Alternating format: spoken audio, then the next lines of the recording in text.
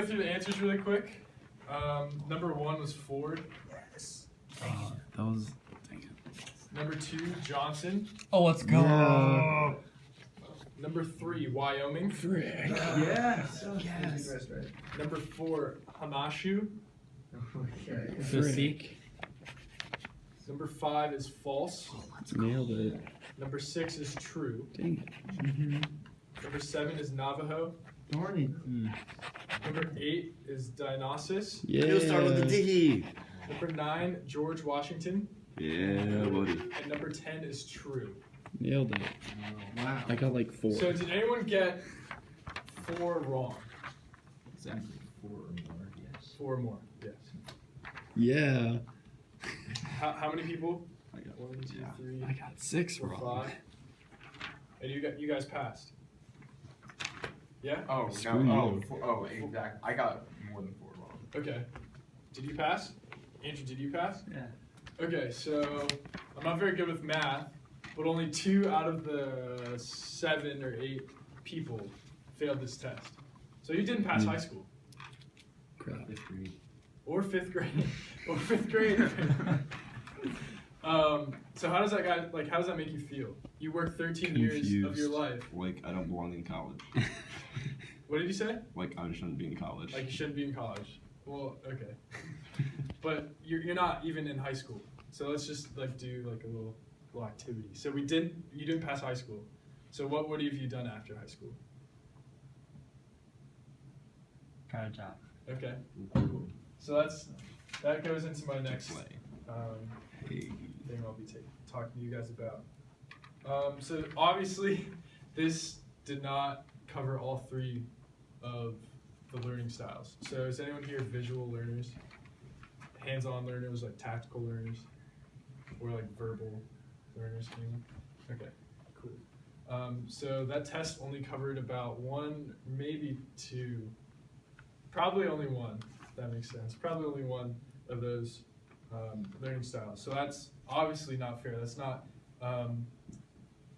like unified for everybody. So if there were to make a standardized test, it would have to be visual, hands-on, and like listening. You have to hear stuff. So I learned hands-on, so there would have to be a portion of the test that would have to be hands-on. So as I said, it's unfair to certain students, and I have a lot of statistics to prove this. Black and Latino students in New York in 2012 scored a lot lower than whites and Asians.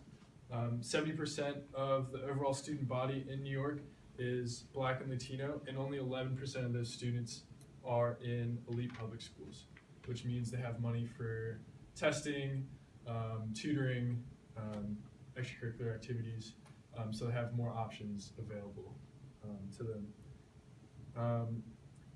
Again, I said it was a biased test. It does not mean that Black and Latinos aren't smart. It just means the test is biased towards certain people. In Virginia, only 45% of the Black students in each school must pass a standardized math test, while 68% of the white and 82% of the Asian must do the same. And another one that I found interesting is that students with grandparents or parents who went to college have higher test scores, suggesting that the tests unfairly penalize students who are the first generation high school graduates, first generations to stay in high school all 4 years. So it's just unfair to certain people groups. And this was actually all proven by a guy named Mr. Rooks in Time Magazine. He did extensive 4-year study. He followed a group of students from freshman year to senior year of high school, and then recorded all their test scores and stuff. So what is your guys' like top strength? And we can just go around. We can start with Addison. What's your top strength? That doesn't have to be academic-wise, just in general. Listening, sports. Sports. Okay, sports. Running. Running. Listening. Okay. Writing. Writing. Math or sports. Okay. Also math or sports. Working with people. Okay. Working with people. Okay.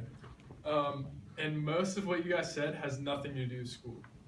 So these tests don't show how students are as a person. They don't show how well you'll do outside of school. So why have a standardized test that limits only to math, science, history, when there's more to a student than just knowing basic knowledge, like who was a president or what island Tokyo is on. Like, I didn't know that before, and I don't even know how to pronounce it.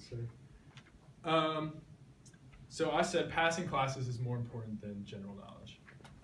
Passing your classes that you want to take and that relates to your job is way more effective than just passing like a general math class if you want to be, let's say, a wood shop person. I mean, you have to know like 6 + 6 or inches and feet, centimeters and stuff, but you won't need to know like calculus, for example, or computer engineering.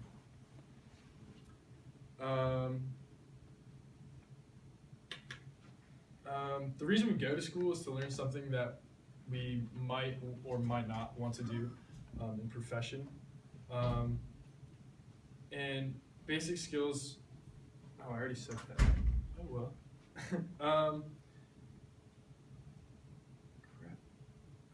So some people who actually dropped out of high school and are actually really famous now are Jay-Z, Tom Cruise, Cameron Diaz, Jim Carrey, Mark Wahlberg, and Aretha Franklin. And those people who didn't need a basic skills test to do well in life, if they were a good singer or actor or dropped out to do beauty school, for example, they didn't need their calculus or whatever. So that's just pretty much saying that even if there was a basic skills test, some people wouldn't per se take that to do well in life. So basic skills tests will not, what's the word I'm looking for? Basic skills tests won't determine what kind of student or what kind of person you will be later in life.